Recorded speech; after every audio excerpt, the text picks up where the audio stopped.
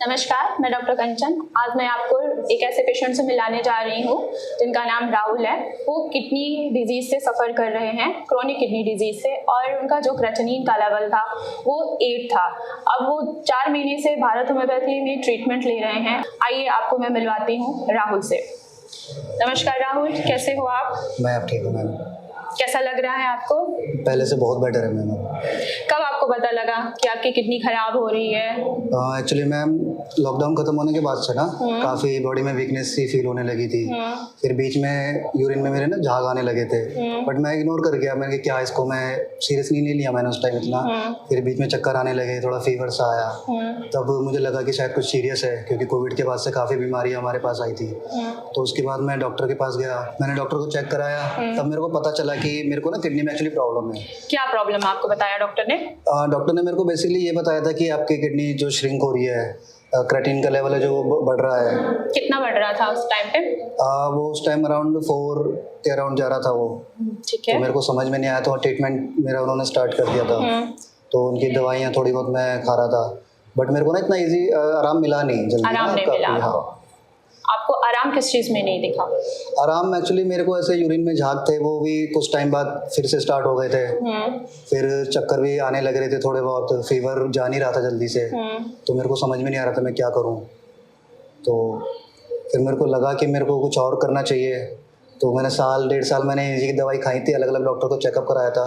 Then मेरे को किसी ने रेफर किया था कि भारत होम्योपैथी के आप एक बार वहाँ जाके देखो, आपको कुछ अच्छा ही मिलेगा वहाँ से।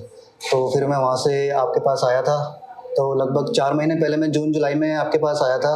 उसके बाद से पहले से थोड़ा सा बेटर है। आज मैं आपके पास आया हूँ, तो जो मेरा क्रेटिन का लेवल है वो 4-8 से घट के अब अराउंड 2-1-2 के बीच में ही है। एंड बीच में मेरे को चक्कर जो आ रहे थे, तो मेरी बीपी की प्रॉब्लम थी, वो ख़त्म हो गई है। पहले ज़्यादा थी, अब अराउंड 120-80 के अराउंड रह चुकी है।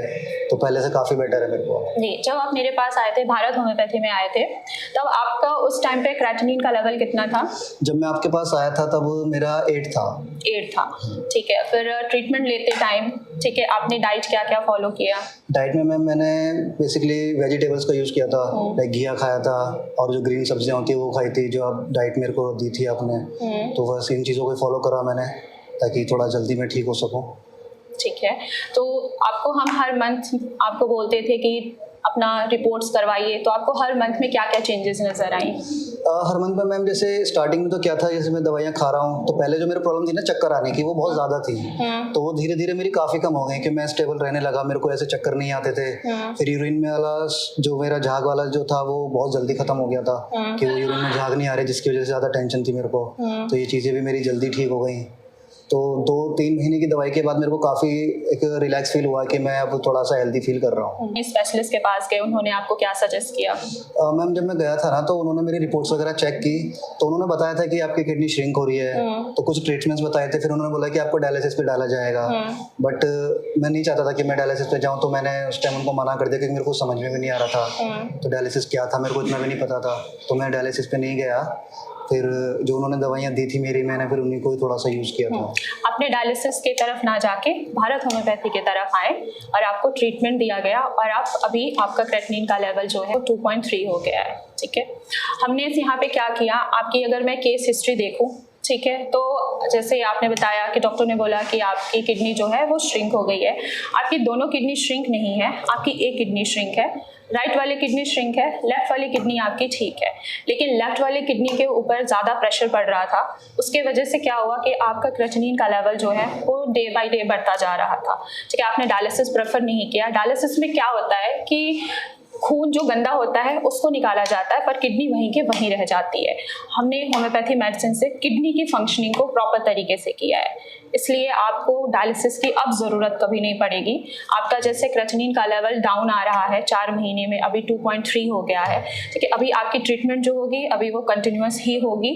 ठीक है। जब तक ये 1.3 आ जाएगा, आने के बाद भी आपको डाइट फॉलो करना है, अपनी लाइफस्टाइल थोड़ी सी चेंज ज़रूर करनी है। ऑयली फूड्स नहीं आपको खाने हैं, जैसे मैंने आपको डाइट बताई है, सारी डाइट आपको फॉलो करना है। देखा आप लोगों ने, जैसे राहुल जी को क्रेटिनाइन का लेवल जो था वो 8 पे था और वो उनको डायलिसिस की तरफ जाना नहीं था, लेकिन डॉक्टर्स उनको डायलिसिस बार बार बोल रहे थे कराने के लिए। लेकिन ये भारत होम्योपैथी में आए, उसके बाद भारत होम्योपैथी से इनकी ट्रीटमेंट स्टार्ट हुई। 4 महीने लगातार इन्होंने मेडिसिन लिया और अब जाके इनका क्रेटिनिन का लेवल जो है वो 2.3 हो गया है। इसी के साथ नेक्स्ट वीडियो में मैं आपको मिलूंगी।